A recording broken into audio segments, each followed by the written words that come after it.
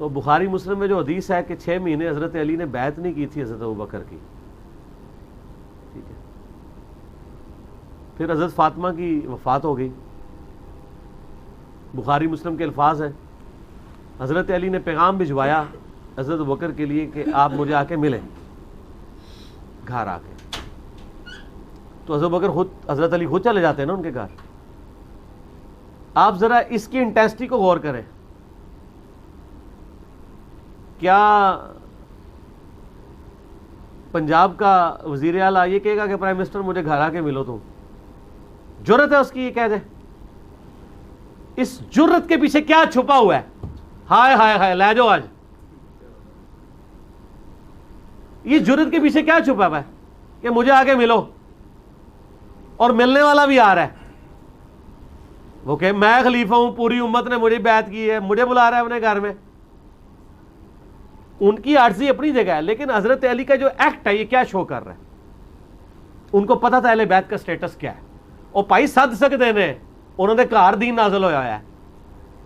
अबू बकर ने दीन कबूल किया है ना, अली दे तो घर दीन आया है। और साथ कहा कि किसी को साथ लेके नहीं आना। और हज़रत आयशा के अल्फाज है बुखारी मुस्लिम में कि वो उमर के जाने को नापसंद करते थे हज़रत अली।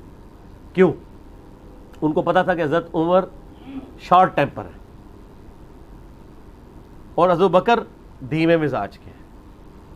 ऐन मुमकिन है कि कोई वो ऐसी बात करे और मामला ख़राब हो जाए।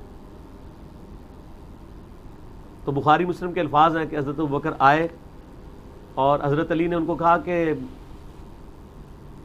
अबू बकर, जो अल्लाह ने आपको हम पे फजीलत दी है इस अमर खिलाफत में, हम आपसे कोई हसद नहीं करते कि आपको उम्मत ने चुन लिया, लेकिन क्या अहले बैत रसूल होने के नाते ये हमारा हक नहीं था कि आप भी हमें भी इसमें शामिल करते, इस मशवरे में? इस बात पे हज़रत अबू बकर सिद्दीक रो पड़े। क्यों रोए? होना तो चाहिए था कि जिस तरह आज नास भी खड़े होके तो बड़े बड़े जवाब दे रहे हैं, तो हज़रत अबू बकर भी एक जवाब गाड़ के बता देते कि यार अली तुझे नहीं पता यार कितनी मुसीबत थी, वो साद इब्न उबादा ने अपना वो लादा एक मसला खोल लिया था, ये था वो था। उनको पता था कि जो कुछ भी था ये कुछ नहीं होना चाहिए था जो सकीफा बनी साइदा में हुआ है।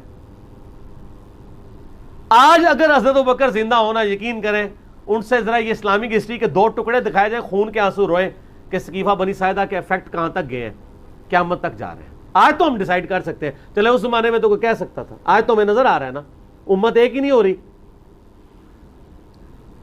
आधी बात तो उन्होंने उस वक्त भी एक्सेप्ट कर ली कि ये हुआ ठीक नहीं है। क्यों? वो रो पड़े। जब किसी शख्स को किसी गलती पे आर दिलाई जाए और वो उसकी जस्टिफिकेशन देने के बजाय रोना शुरू कर दे, तो इसका मतलब क्या होता है कि वो उस गलती को मान रहा है। क्या हो गया था वहां पे? हो जाता, चले वहां डिसाइड हो जाता कि भाई सकीफा बनी साइदा पे कि साद इब्न उबादा और सारा मामला टैकल करके बैत किए बगैर कहते हैं भाई हुजूर को दफना लेने दो, फिर डिसीजन कर लेते हैं तुम लोगों ने क्या काम किया है। अभी तो हम नबी अलैहिस्सलाम के गम से फारिग नहीं हुए, फिलहाल इस मसले को हम पोस्टपोन करते हैं, फलां तारीख को हम फलां जगह मीटिंग करेंगे और खलीफा चुन लेंगे। ये ऑप्शन हो सकता था कि नहीं? मुझे बताएं आप। चंद लोगों ने मिलकर चुन लिया और बाद में वो तो हज़रत बकर की शख्सियत बहुत बड़ी थी तो इसलिए इत्तफाक हो गया।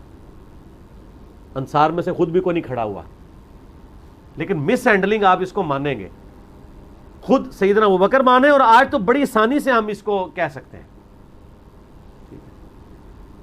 हत्ता कि सही बुखारी में हजरत उमर खुद कह रहे हैं कि अबू बकर की जिस तरीके से खिलाफत कायम हुई इसको कभी कोई दलील ना बनाए, वो कैटास्ट्रॉफिक कंडीशन थी। आंदा मुसलमानों के मशवरे के बगैर जिसे खलीफा चुना गया उसका अंजाम कत्ल गारत होगा। हजरत उमर खुद इसको दलील के तौर पेश करेंगे, अबू बकर की प्ली कभी नहीं लेनी है, उस तरीके से खलीफा नहीं चुना जाना चाहिए, लेकिन वो चुना गया, कैटास्ट्रॉफिक कंडीशन थी। तो जब हजरत बकर रो पड़े तो हजरत अली ने कहा बस खत्म। हजरत अली ने भी अब उसको को कैश नहीं करवाया इस बात को कि वरना वो कह सकते थे कि अब रोने का टाइम है, काम पा चढ़ा जाए तो रोने पे हो, नहीं कहा। हजरत अली चूंकि खानदान नबूवत से थे और नबूवत का एक मिजाज होता है अफ़्व दरगुजर, चीज़ों को वेल लेफ्ट करना।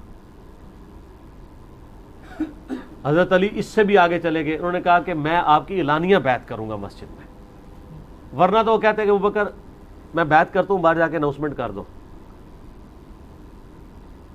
काफ़ी था।